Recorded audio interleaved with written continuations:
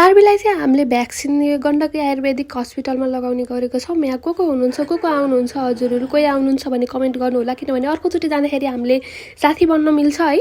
सार्बीको वेटै छैन भने क्या 8 किलो पनि पुगेकी छैन। 10 महिना भइसक्यो, के गर्ने होला ल न साथीहरू। 7.8 मात्रा रहेछन् अहिले पनि, 7.9 मात्रा रहेछन्। हेर्दामा चाहिँ त्यस्तो नदेखिने वेटै जस्तो देखिने, तर वेट चेक गर्न जाँदाखेरि वेटै छैन के भएको हो भने। आज चाहिँ खासै धेरै मान्छेको भिडभाड रहेनछ, त्यही भएर हाम्रो चाहिँ पालो आइ नै हाल्यो। अनि हजुरबाले लिएर जानुभयो सार्बीलाई। मैले त समाउनु सक्दिनँ, हजुर नै समाउनु भनेर बुवालाई भनेको थिएँ। बुवाले समातेर बस्नुभयो। बुवाले झन् सक्नुहुन्न थियो, झन् मैले नसक्नु भएर बुवाले समातेर बस्नुभयो। त्यहाँ खेलाउँदै लगाइदिनु भयो दिदीले। मैले दिदीलाई सोधिरहेको छु, दिदी यो भ्याक्सिनले कतिको गाह्रो हुन्छ भनेर। केही पनि हुँदैन, डराउनु पर्दैन भन्नुभयो। अनि यहाँ धेरैजनाले कमेन्टमा मेरो बेबीहरूलाई चाहिँ 2टा हातमा र एउटा खुट्टामा लगाइदिनु भयो भन्नुभएको थियो। हाम्रो चाहिँ 2टा खुट्टामा र एउटा लेफ्ट ह्यान्डमा लगाइदिनु भएको थियो। भ्याक्सिन लाउँदै मात्र रोइन्, त्यसपछि रोइनन् सार्बी।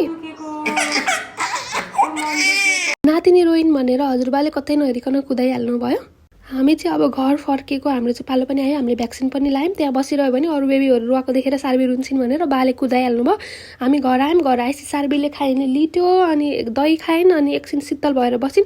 अब दुखिरह होला, कहिले च्यान्छ त गरिन् के अरे। अब सुताइदिएँ मैले।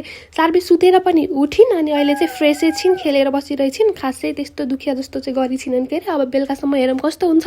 हजुरहरूलाई गाह्रो हुन्छ कि हुँदैन भनेर म अपडेट दिने छु ल है त। यही नै हो आजको भिडियो। Thank you.